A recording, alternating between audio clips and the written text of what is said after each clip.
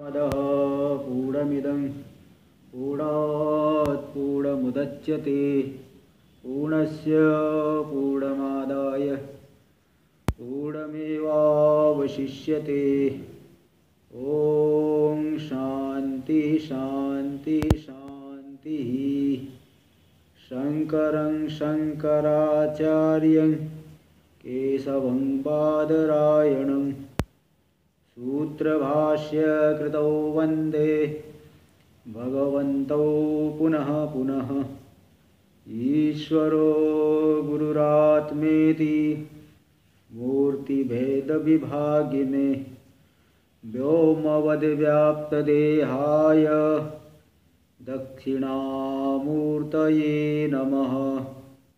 ॐ शान्ति शान्ति शान्तिः। वेदांत के प्रकरण ग्रंथ विवेक चूड़ामणि पर हम लोग विचार कर रहे हैं। इसका श्लोक 500 नंबर तक का श्लोक हो गया है। तो अब इसको देखिए।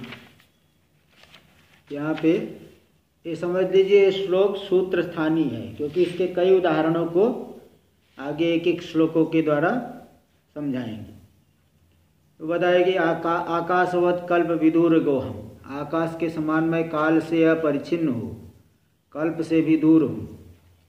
आदित्य के समान भाष्य विलक्षण हो हम, मैं प्रकाश नहीं हूँ, भाष्य से प्रकाश से दूर हूँ, मतलब मैं स्वयं प्रकाश हूँ। आदित्य जैसे स्वयं प्रकाश होता है। आहार्यवत नित्य विनिश्चलो हम, आहार्य यानी पर्वत, पर्वत के समान मैं नित्य विनिश्चल हूँ। और अम्बोधि यानी समुद्र के समान पार से रहित, आर पार से रहित, ये दिखाए।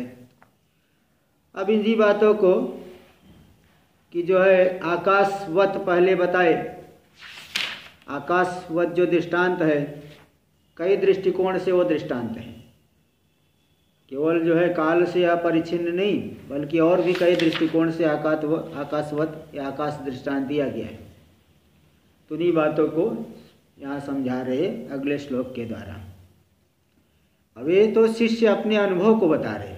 शिष्य का अनुभव, शिष्य ज्ञान होने के बाद गुरु की महिमा को प्रकट किया और अपने स्वरूप का वर्णन कर रहे हैं। 501 नंबर श्लोक। न मे देहेन संबंधो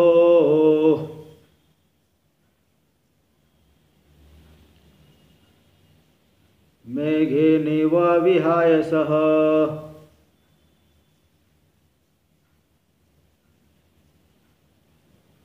अतः कुतो मे तद्धर्मः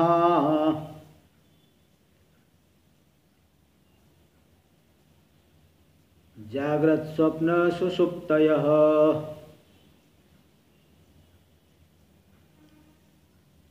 न मे देहेन संबंधो, मेरा शरीर के साथ कोई संबंध नहीं है।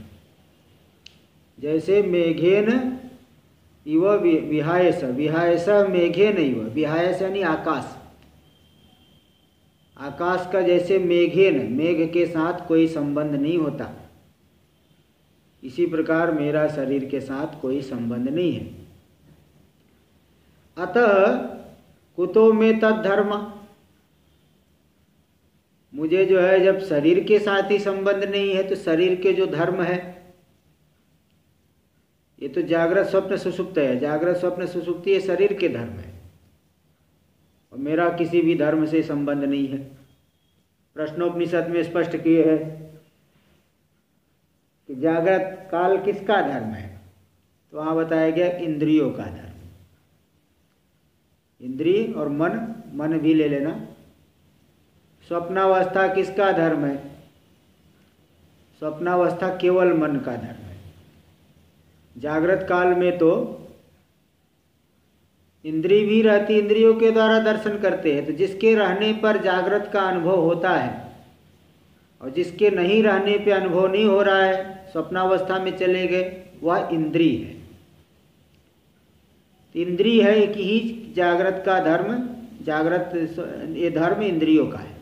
ऐसा प्रश्नोपनिषद में विचार करके थोड़ा निर्णय किए हैं। और स्वप्नावस्था ये मन का, केवल मन का, जागृत में भी मन है, लेकिन स्वप्नावस्था में केवल मन है, यानी अन्य इंद्रिया नहीं है, इसलिए स्वप्नावस्था मन का धर्म है। और सुषुप्ति अवस्था किसका धर्म है? तो वहाँ बताएगा अज्ञान का धर्म है। वहाँ कुछ जो है ज्ञान नहीं होता है, अज्ञान का धर्म है, ऐसा वो बताए।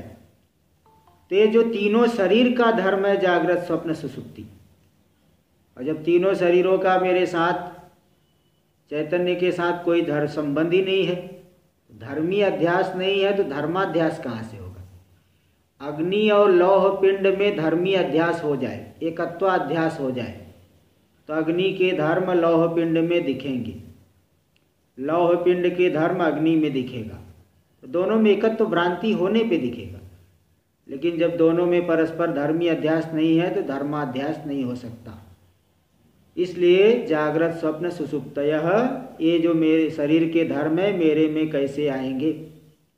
वैसे कहीं कहीं तो धर्मी अध्यास के बिना भी धर्माध्यास हो जाता है, जैसे स्फटिक और जपा कुसुम दोनों दूर दूर हैं, तो स्फटिक ही जपा कुसुम नहीं दिखाई पड़ेगा, जपा कुसुम स्फटिक नहीं दिखाई पड़ेगा, तो भी वहाँ पे धर्म का अध्यास तो होता है।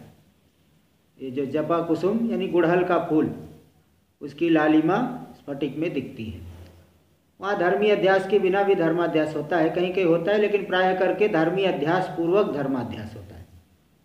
इसलिए जब धर्म शरीर के साथ मेरा संबंध नहीं है, धर्मी अध्यास नहीं है, तो धर्माध्यास कैसे होगा? जागृत स्वप्न सुषुप्ति मुझ आत्मा में संभव नहीं है। देखिए धीरे, विहायस आकाशस्य मेघेन यथा संबंधो नास्ति, मेघ के साथ संबंध नहीं, क्योंकि मेघ क्या है? पृथ्वी, तेज और जल और वायु, इनका समुदाय रूप है, इसलिए वो मेघदूत नाम का ग्रंथ है, उसमें 5वां श्लोक का एक पंक्ति दे दिए, धूम ज्योति सलिल मरुताम निसन्निपातः क्व मेघः संदेशार्थः क्व पटुकर्णे प्राणिभिः प्रापणीया इत्यौत्सुक्याद् अपरिगणयन् गुह्यकस्तं ययाचे कामार्ता ही प्रकृति कृपणाश्चेतना चेतनेषु। ऐसा जो है एक श्लोक आया है। वहाँ ये बताए है कि मतलब वो जो यक्ष है, एक यक्ष, वो यक्ष जो है वो बता रहा है, यक्ष मतलब कोई अपने राजा के प्रति अपराध कर दिया था, तो राजा ने उसको भगा दी, वहाँ से हटा दिया, तो वो बेचारा एकांत में रह रहा है पत्नी की विरह में, तो पत्नी को संदेश भेजना चाहता है, तो वो वही मेघों को ही प्रार्थना कर रहा है कि आप जो है मेरा संदेश पहुँचा दीजिए। तो धूमो ज्योतिष सलिल मरुताम सन्निपातः क्व मेघ, धूम ज्योति और सलिल, धूम यानी पार्थिव हो गया, ज्योति यानी तेज हो गया, सलिल यानी जल हो गया, मरुत यानी वायु हो गया। इन सब का जो सन्निपात यानी मिश्रण, मिश्रण रूपी कहाँ मेघ है, और पहुँचाने संदेश पहुँचाने वाले तो प्राणी लोग पहुँचाते हैं इंद्रिय से विशिष्ट आदि, तो भी वह उत्सुकता से उसको प्रार्थना करने लगा कि मेरा संदेश पहुंचा दो। तो ऐसा जो है, तो वहाँ मतलब मुख्य बात यह है कि यहाँ क्या बताना चाहते हैं कि जो मेघ है पृथ्वी जल तेज वायु का मिश्रण रूप है। आकाश में देखो तो पृथ्वी का भी संबंध नहीं है, जल का भी संबंध नहीं है, तेज का भी संबंध नहीं, वायु का भी संबंध नहीं, चारों का मिश्रण जो मेघ रूप है उसका संबंध आकाश में नहीं है। इति कालिदासोक्ते, इस तरह से कालिदास की उक्ति यानी वचन होने से, पृथ्वी जल तेजो वायु संघात रूपेण मेघेन यथा आकाशम न संसृज्यते, पृथ्वी जल तेज वायु के संघात रूपी जो मेघ है उस मेघ से आकाश जैसे संश्लिष्ट नहीं होता। नवा नीरवर्षेण आर्द्रीक्रियते, और नहीं जल की वर्षा के द्वारा वह गीला होता है, क्यों? क्योंकि निर्लिप्त स्वभावत्वात्, आकाश निर्लिप्त स्वभाव वाला है।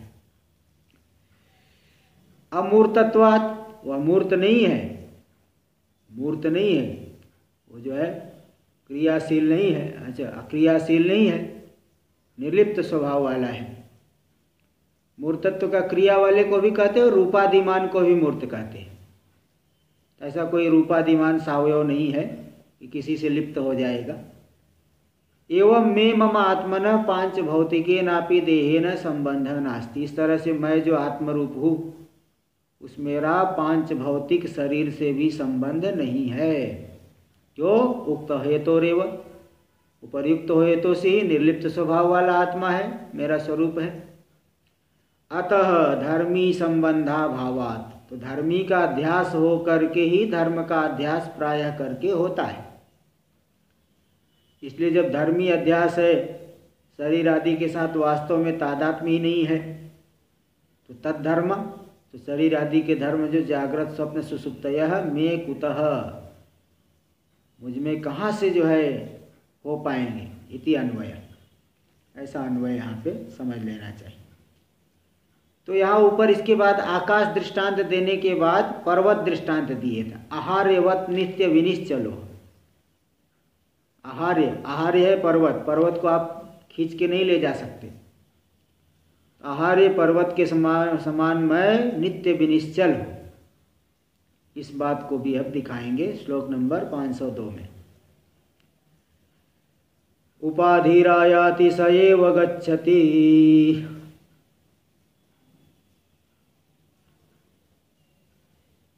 स एव कर्माणि करोति भुङ्क्ते,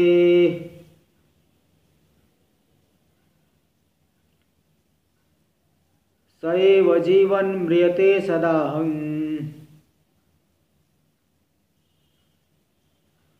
कुलाद्रिवत् निश्चल एव संस्थितः,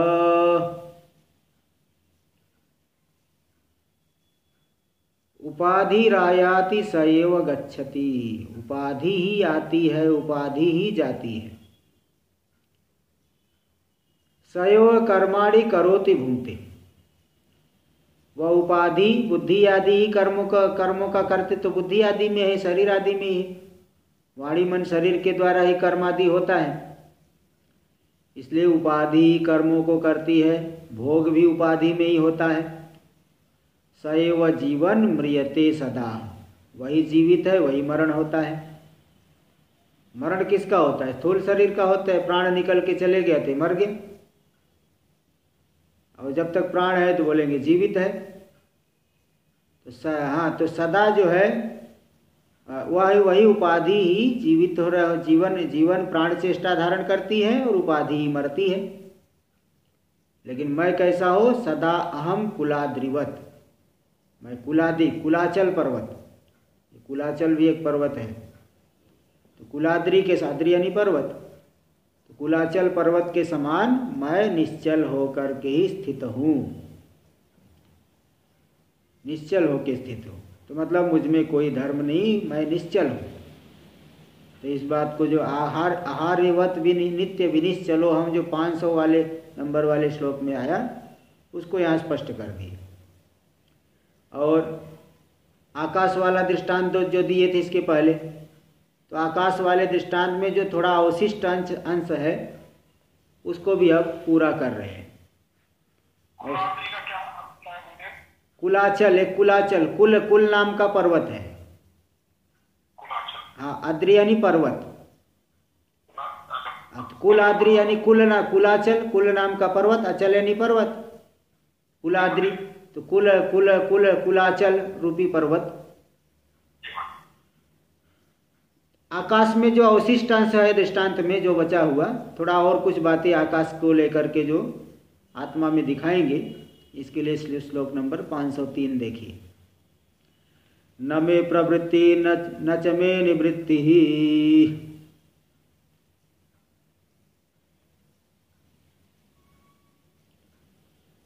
सदैकरूपस्य निरंकुशस्य,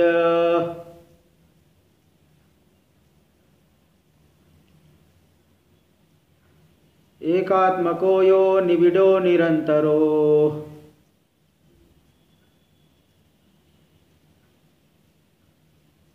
व्योमेव पूर्णः स कथं नु चेष्टते।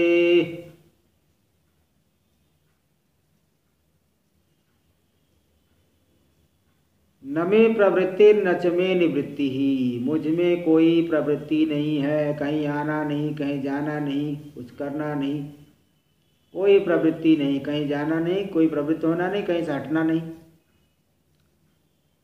भाई किसी चीज़ को जो है आपको कोई इच्छा हो तो उस वस्तु की प्राप्ति के लिए आप प्रवृत्ति करोगे। जैसे स्वर्ग चाहिए तो याग करो, लोक में अगर कुछ चीज़ पाना है तो आप मेहनत करो, पैसा कमाना है व्यापार करो, अन्य जो है कुछ कीर्ति पाना है तो उस तरह के कार्य करो। लेकिन जब मेरी कोई इच्छा नहीं तो मुझ में कोई प्रवृत्ति नहीं है।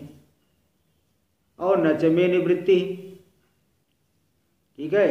अब कहीं जो है कहीं से मुझे हटना भी नहीं है, कोई अनिष्ट वस्तु हो तो वहाँ से हटना पड़ता है, लेकिन मेरे लिए तो सब आत्मरूप है, सब आत्मरूप से आत्मा से अतिरिक्त नहीं है, तो कहाँ से निवृत्ति होगी। सदा एक रूप से निरंकुश से, जो मैं सदा एक रूप निरंकुश हूँ उस मुझ में प्रवृत्ति भी नहीं, निवृत्ति भी नहीं। तो बोले ऐसा कैसे कह रहे हो, तो इसको स्पष्ट करें। एकात्म को यो निबिड़ो निरंतर, जो एकात्मक एक ही स्वरूप है, निबिड़ यानी अत्यंत घना है, निरंतर हो, बीच में कोई छिद्र से भी रहित है। तो व्योमेव पूर्ण, आकाश के समान जो पूर्ण है, स कथम नु चेष्टते, बताओ कैसे चेष्टा करेगा, कैसे क्रिया करेगा। आकाश को हिला नहीं सकते, आत्मा तो आकाश से भी व्यापक है, आकाश से भी सूक्ष्म है, क्या कर लोगे। आकाश में कहाँ चेष्टा सिद्ध, कैसे सिद्ध कर पाओगे। तो कुछ सिद्ध नहीं हो सकता। इसमें कुछ सूत्र दे रहे हैं, ब्रह्म सूत्र के कुछ सूत्र। पहला सूत्र है उत्क्रांति गत्या गतिना, ये ब्रह्म सूत्र में 2-3-19 नंबर का सूत्र है। उत्क्रांति गत्या गतिना, बोले वो जो जीव की शरीर से उत्क्रांति, उत्क्रमण होता है, यहाँ से छोड़ करके स्वर्ग लोक जाएगा, नरक लोक जाएगा, फिर वहाँ से आता भी है वापस, तस्मात् लोकात् पुनरेति, उस लोक से वापस आएगा। तो उत्क्रांति और गति और आगमन, उत्क्रमण करेगा शरीर से, गमन करेगा और आगमन करेगा। तीनों का श्रवण होने से तो जीव को अणु कहा गया है, इसलिए जीव को सर्वगत नहीं मान सकते। हाँ, तो इसलिए जीव को सर्वगत नहीं मान सकते, ऐसा कहे हैं। फिर वहां बताया गया, समाधान दिया गया कि नहीं, तद्गुण सारत्वातु तद व्यपदेश प्राज्ञवत। जीव को जो अणु कह रहे हो ना, वो बुद्धि रूपी उपाधि की प्रधानता वाला है। ये तद्गुण सारत्वातु तद व्यपदेश, ये 2-3-29 नंबर का सूत्र है, 2-3-29 तो तद्गुण सारत्वातु तद व्यपदेश प्राज्ञवत, बुद्धि के गुणों की प्रधानता वाला होने से, बुद्धि के अणु है तो आत्मा को अणु कह दी, बुद्धि का गमन है तो आत्मा का गमन कह देते हैं। बुद्धि आ रही है, बुद्धि चंचल है, कहीं मैं ही चंचल हूँ, तो बुद्धि की गुणों की प्रधानता वाला है आत्मा, इसलिए उसे अणु सूक्ष्म आदि शब्दों से कह देते हैं। गमनागमन भी बुद्धि को लेकर के हो जाता है, वास्तव में उपाधि में ही गमनागमन है, आत्मा में नहीं है। इसलिए तद व्यपदेश, अणुत्व आदि का व्यपदेश यानी कथन, प्राज्ञवत, प्राज्ञ यानी परमात्मा। जैसे परमात्मा को अलग अलग उपासनाओं में कहीं दहर ब्रह्म कहा गया, कहीं अलग सांडिल्य विद्या में अलग रूप बताया गया। उपासना के लिए जैसे उपाधि को लेकर के अलग अलग रूप बता दिए गए, ऐसे बुद्धि को लेकर के आत्मा, अणु, सूक्ष्म आदि, गमनागमन आदि कथन होता है, वास्तव में नहीं। फिर इसके बाद कर्ता शास्त्रार्थवत्वात्, ये 2-3-33 नंबर वाला सूत्र है।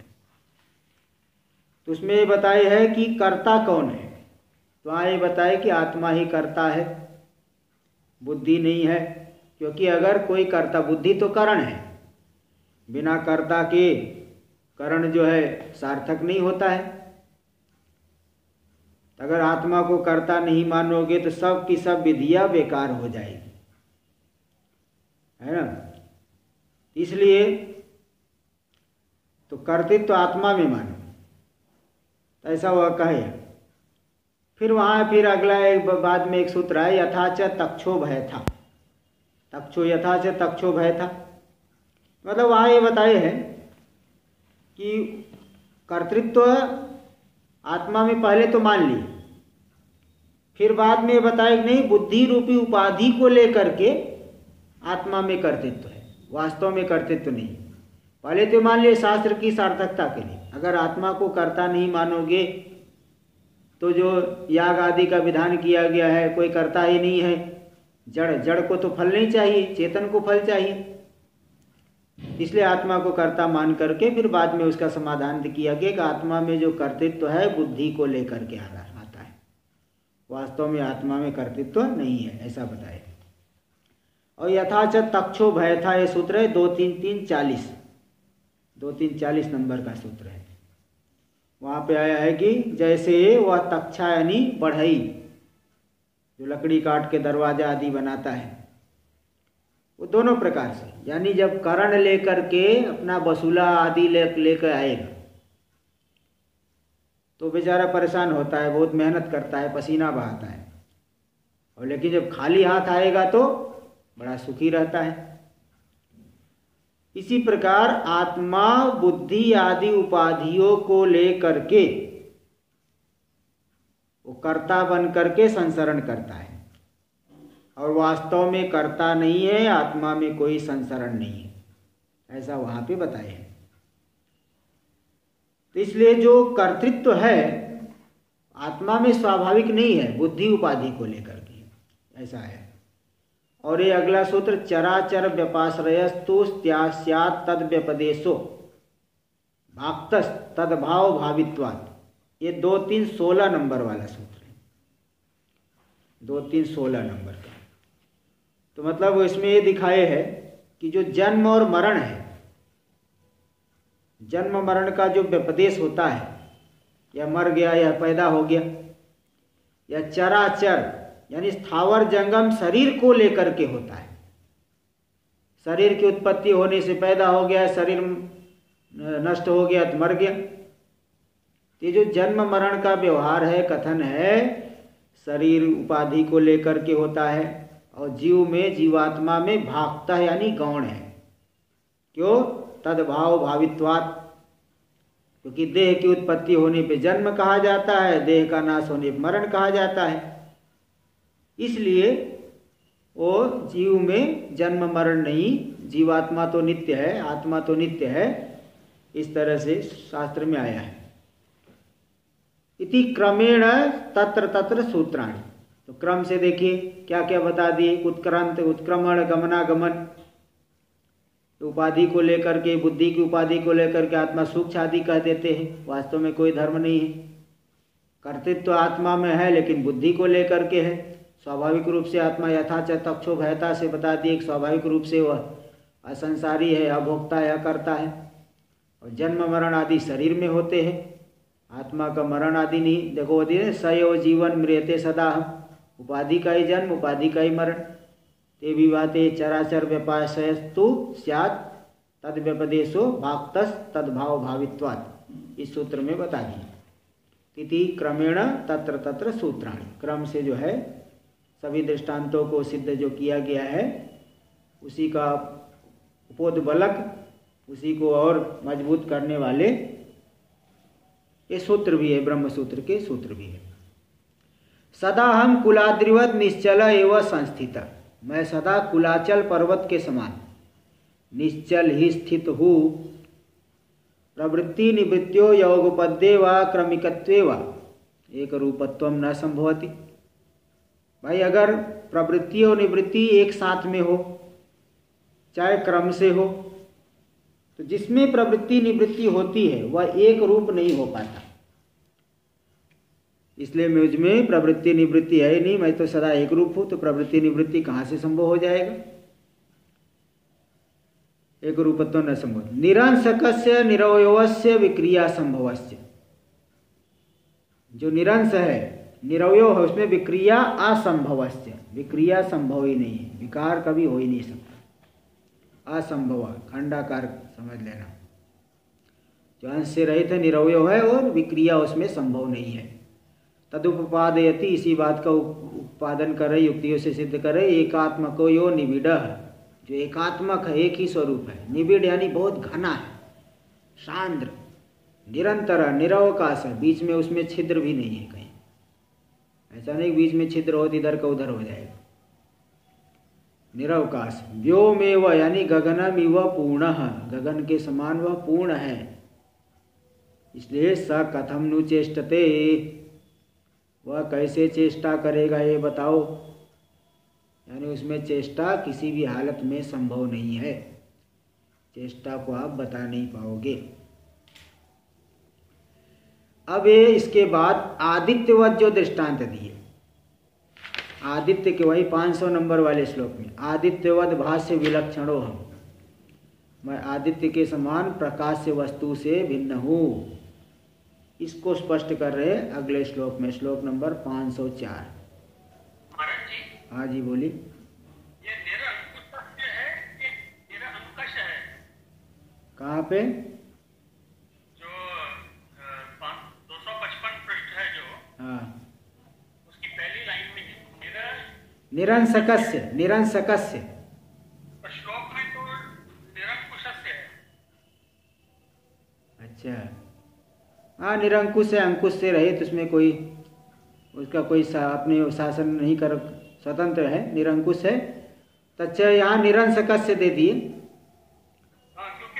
दूसरी पुस्तक में भी निरंशकस्य ही है। हाँ, तो निरवयव वही ठीक है, निरंसकस्य। तो मूल में ठीक करना। हाँ, मूल में ही ठीक करना पड़ेगा, क्योंकि जब दूसरी पुस्तक में भी निरंसकस्य है, क्योंकि टीकाकार जो कर रहे हैं वही ठीक लेना पड़ेगा, निरंसकस्य। सही बात है, निरंसकस्य।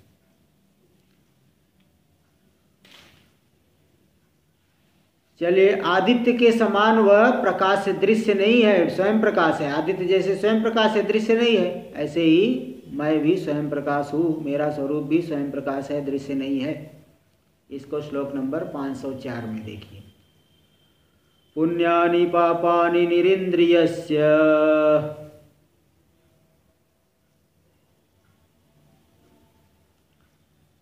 निश्चेतसो निर्विकृतेर्निराकृतेः,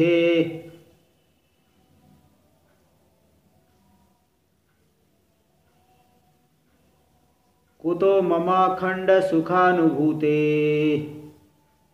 भूतेर ब्रूते जनन्वागतमित्यपि श्रुतिः।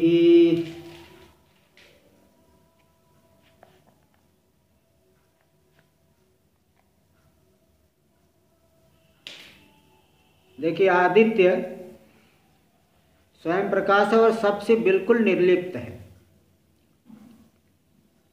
तो जैसे कोई व्यक्ति पुण्य पाप करे तो उसको लेप होता है, इससे उससे संसरण की प्राप्ति होती है। लेकिन जो आदित्य है, जिस आदित्य के प्रकाश में कर रहा है, आदित्य में कोई पुण्य नहीं, कोई पाप नहीं। तो इसी बात को दिखा रहे हैं। जैसे आदित्य है, उसमें आदित्य वाली बात नहीं, मतलब उसी दृष्टांत को स्पष्ट कर रहे हैं कि जैसे आदित्य में कोई पुण्य पाप नहीं होता, आदित्य के प्रकाश में कोई भी जो है पुण्य कर्म करे तो पुण्य उसे मिलेगा, पाप करे तो पाप उसी को मिलेगा, आदित्य को नहीं होता। ऐसे ही यह भी स्वयं प्रकाश है, निर्लिप्त है, इसलिए कोई भी पुण्य पाप नहीं हो सकता। तो निरंद्रियस्य निश्चेतसो निर्विकृते निराकृते ममाखंड सुखानुभूतेर कुतो पुण्यानि पापानि, जो इंद्रिय से रहित है, चित्त से रहित है, विकार से रहित है, कोई भी आकृति से रहित है, ऐसा जो अखंड सुखानुभव रूप है आत्मा, उस आत्मा में, उस मुझ में, मुझ आत्मा में कुतो पुण्यानि पापानि, कहाँ से पुण्य होगा, कहाँ से पाप होगा। इंद्रिय आदि से रहित है, भाई शरीर इंद्रिय, इन्हीं के द्वारा तो पुण्य पाप होता है। जब इंद्रिय से रहित हूँ, चित्त से रहित हूँ, विकार से रहित हूँ, आकृति से रहित हूँ, तो मुझ अखंड सुख अनुभव स्वरूप आत्मा में कहाँ से पुण्य और कहाँ से पाप। और केवल मैं ही नहीं कह रहा हूँ बल्कि श्रुति भी कह रही है। ब्रूते ह्यनन्वागतमित्यपि श्रुति ही, श्रुति जो बृहदारण्य की अनन्वागतस्, इस तरह से अनन्वागतस् तथा तदा पुण्येन पापेन वा भवति, पुण्य और पाप दोनों से असंबद्ध होता है।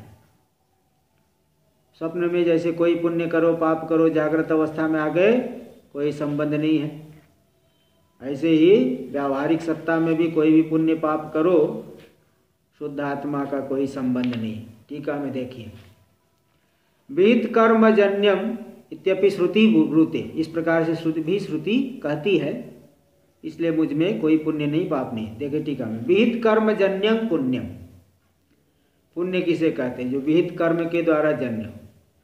और निषिद्ध कर्मजन्यम पापम, निषिद्ध कर्म करेंगे, ब्राह्मण हिंसा, व्यभिचार आदि, अभक्ष भक्षण, इनसे पाप होता है। कर्म च त्रिविधम, कर्म भी 3 प्रकार का है। शरीरम, शरीरम की जगह शारीरम कर लेते तो ठीक था, शारीरम करिए, शारीरम मानसम वाचिकम, शरीर से होने वाला शारीर कर्म, मन से होने वाला मानस कर्म, वाणी से होने वाला वाचिकम च। उक्तम च गीतासु, केवल मैं ही नहीं कह रहा हूँ, गीता में भी कहा गया है, शरीर वांग मनोभिर्यत् कर्म प्रारभते नरः न्याय्यं वा विपरीतं वा तस्य ते पंच हेतवः। जीवात्मा शरीर के द्वारा, वाणी के द्वारा और मन के द्वारा जो भी कर्म आरंभ करता है, न्याय्यम वा विपरीतम वा, चाहे न्याय हो, युक्ति संगत हो, धर्म हो, पुण्य रूप हो अथवा विपरीत यानी अधर्म रूप हो, उसके 5 हेतु होते हैं। अधिष्ठानम तथा कर्ता, करणम च पृथक विधम, विविधाश्च पृथक चेष्टा, दैवम चैवात्र पंचमम, मुझे बताए हैं। इस तरह से तो ये जो है शरीर, वाणी और मन के द्वारा ही कर्म होता है। शरीर से क्या क्या कर्म होता है? महानदी स्नान, देव ब्राह्मण प्रदक्षिणादीनी, शारीराणी पुण्यानी। जो महानदी, महानदियों में गंगा यमुना इत्यादि, गोदावरी, नर्मदा, जो बड़ी बड़ी नदियां हैं, उन नदियों में पवित्र जो पुण्य है, उन नदियों में स्नान करना ये भी पुण्य है। देव ब्राह्मण प्रदक्षिणादीनी, देवता की प्रदक्षिणा करना, ब्राह्मण की प्रदक्षिणा करना, ये सब आदिनी शारीराणी पुण्यानी। शारीर, देखो यहाँ शारीर दे दी, इसलिए ऊपर शारीरम मानसम वाचिकम, ये सब शरीर से होने वाले पुण्य, इसलिए शारीराणी पुण्यानी। और वाणी से पुण्य कौन कौन होते हैं? महामंत्र जप, महामंत्र का जप करना, प्रणव जप, शिव पंचाक्षर मंत्र, विष्णु भगवान का मंत्र, देवी का मंत्र, इनका जाप करना। भगवान नाम संकीर्तनम, भगवान के नामों का संकीर्तन करना, कथन करना, हरे राम जैसे करते हैं, और अथवा कथन करना, आपस में चर्चा करना, उन्हीं का कीर्तन करना। तद गुण कथनादीनी, उनके गुणों का कथन करना, लीलाओं का जो है चिंतन करना, कथन करना। ये वाचिकानी पुण्यानी, ये वाचिक पुण्य है, वाणी के द्वारा होते हैं। और मन के द्वारा पुण्य क्या होते हैं? ईश्वर ध्यान, ईश्वर का ध्यान कर सकते हैं। स्वपरहित चिंतनादीनी, स्व के भी हित का चिंतन करना और पर के भी हित का चिंतन करना, ये मानस पुण्य है। ये तो पुण्य बता दिए तीनों के द्वारा। और शरीर, वाणी, मन के द्वारा पाप क्या क्या होते हैं, इसको भी देखिए बता रहे। अगम्यागमन, अगम्या यानी जो स्त्री के साथ संबंध नहीं करना चाहिए, उस स्त्री के साथ भी संबंध बना लेना। अगम्या स्त्री, उसका गमन यानी उसके साथ संबंध बनाना। पर निंदा, दूसरे की निंदा करना। अनृत वदन, झूठ बोलना, अनृत वदन। और निषिद्ध ध्यान, निषिद्ध ध्यान करना, जो शास्त्र निषिद्ध है उनका ध्यान करना, निषिद्ध ध्यान आदि। ते क्रम से गमन हो गया शरीर के से होने वाला पाप, पर निंदा और अनृत वदन हो गया वाणी के द्वारा पाप, और निषिद्ध का ध्यान करना है मन के द्वारा होने वाला पाप। तो क्रमेण शरीर ध्यानादिनी क्रमेण शरीर वांग मनोजन्यानि पापानि। 3 पापों से क्या मिलेगा? ते मनुस्मृति में आ गया, उत्तम ही शरीर जय ही कर्म दोषर याति स्थावरताम नर। शरीर से जो दोष बताए पाप कर्म, उनके द्वारा स्थावर भाव की प्राप्ति, वृक्ष आदि योनि मिल जाएगी। वृक्ष बन करके एक जगह फिर तपस्या करना पड़ेगा, खड़े रहोगे जीवन पर्यंत। अब वृक्ष की बताओ कितनी तपस्या है, ठंडी गर्मी बरसात, तीनों ही ऋतु में एक जो है एक कदम भी यहाँ से नहीं जाते। यहाँ भी कोरोना काल में बाहर जाने की मनाही है, तो ये लग रहा है कि भाई कब तक जो है ऐसा रहेगा। लेकिन देखो वृक्ष पूरा जीवन, कोई कोई वृक्ष तो 150-200 साल तक जीते हैं, एक कदम भी वहाँ से नहीं जाते। कितनी जो है कोई उसको वृक्ष को काट रहा है, कोई पत्थर मार रहा है, कोई बंदर आके उछल रहा है, पतली डाली पे भी चढ़ गया, तो भी बेचारा बोलेगा नहीं। तो मतलब ये पाप कर्म का भोग कर रहा है। तो शरीर जय कर्म दोषेर याति स्थावरता में वाचिक पक्षी मृगता, वाणी के द्वारा पक्षी बन जाएगा, मृग बन जाएगा। जैसे मनुष्य को सूक्ष्म शरीर और कारण शरीर है, हाँ, जानवरों में भी सूक्ष्म और कारण शरीर है। क्यों नहीं, सब है ना, वृक्ष में है, लेकिन उसकी उतनी अभिव्यक्ति नहीं है ना। अच्छा, देखिए ऐसा है कि जैसे 5 ज्ञान इंद्रिया है। अब सांप में 5 ज्ञान इंद्रिय दिखती है क्या? नहीं। तो भाई मतलब क्या है कि वो ज्ञान इंद्रियों का गोलक ही नहीं है ना। हमारा तो गोलक है, चक्षु के लिए अलग गोलक है, श्रोत्र इंद्रिय के लिए अलग गोलक है, घ्राण इंद्रिय के लिए अलग गोलक है, स्पर्श इंद्रिय का अलग गोलक है, त्वक इंद्रिय का अलग गोलक हो गया, रसना इंद्रिय का अलग गोलक है। तो उनमें तो रसना इंद्रिय भी है, ठीक है, चक्षु भी है, कि श्रोत्र इंद्रिय जो है सर्प की नहीं, चक्षु श्रवा इसलिए कहते हैं। हाँ, तो मतलब सभी इंद्रियों का गोलक नहीं है, इसलिए एक इंद्रिय की शक्ति जो है दूसरे में ज्यादा हो जाती है।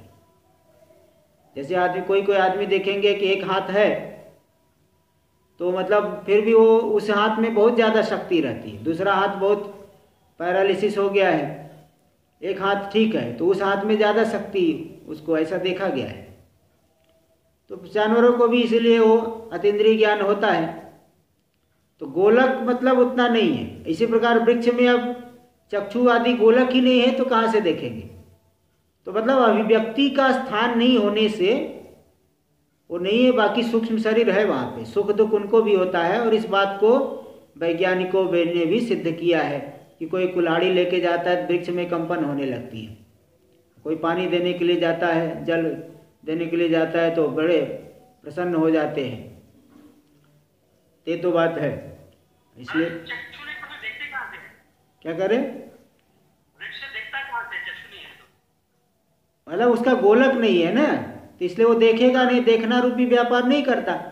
फिर भी उसको मतलब है कि त्वक इंद्रिय, त्वक तो है ही ना, अच्छा, इससे जो है उसको संवेदना हो जाती है। तो नाश होने के बाद उसका भी सूक्ष्म शरीर वैसे ही निकल जाता है। हाँ, सूक्ष्म शरीर यहाँ से उत्क्रमण करके फिर धीरे धीरे, देखो वहां तो कोई पुण्य कर्म कर नहीं सकता।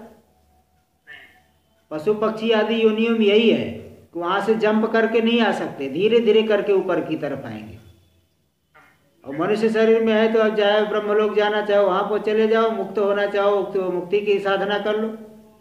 हाँ, ऐसी जो साधना वो करो, वैसे जो है वहां तक पहुंच जाएगा।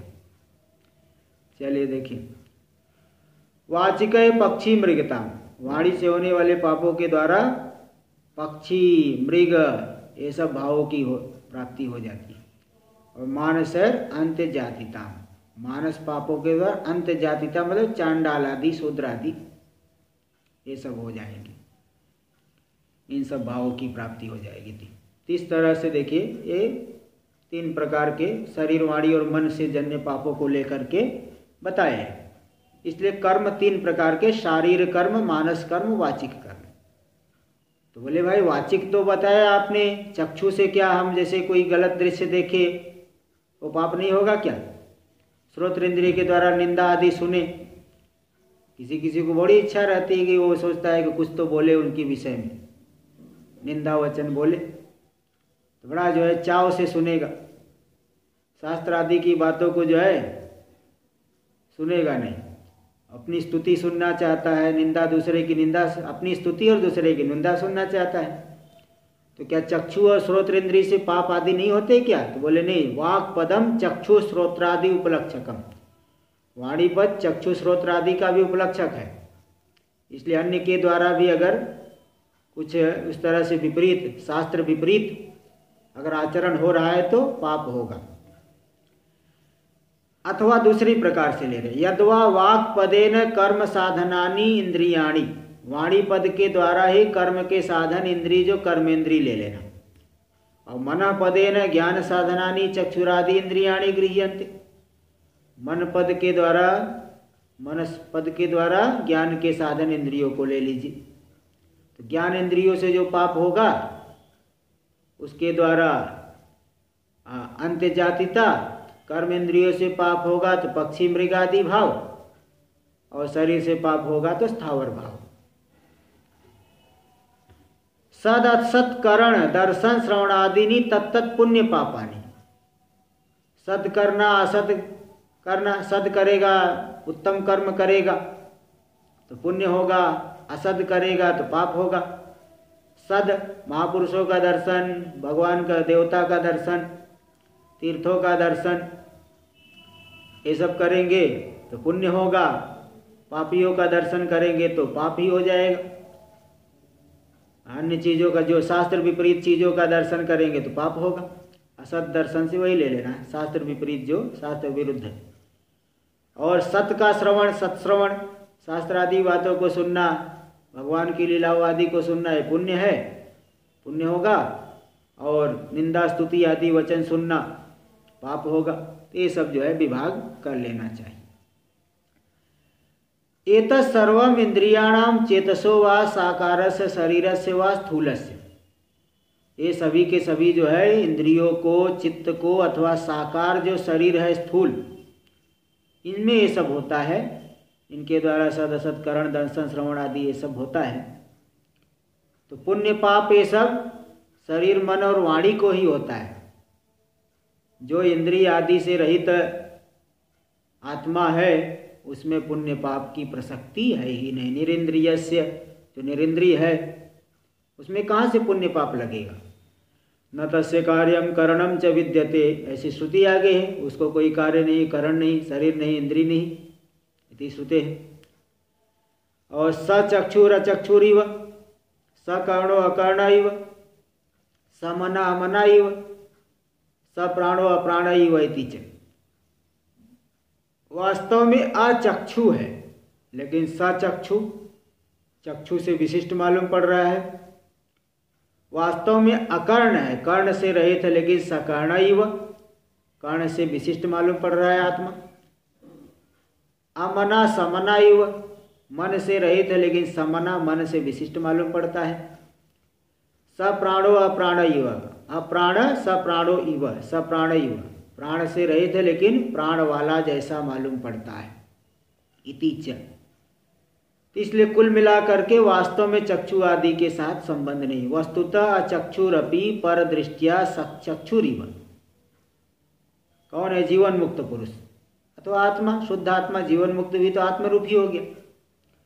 वस्तुतः चक्षुरपि पर दृष्टिया सचक्षुरिव जीवन मुक्तः, वास्तव में चक्षु रहित होने पर भी दूसरे की दृष्टि से वह सचक्षुरिव, चक्षु से विशिष्ट वो जीवन मुक्त पुरुष रहता है। तो आध्यासिक संबंध रहित तया तिष्ठति, इन शरीर इंद्रिय इत्यादि के साथ उसका आध्यासिक तादात्म्य नहीं है जैसा अज्ञानी का होता है।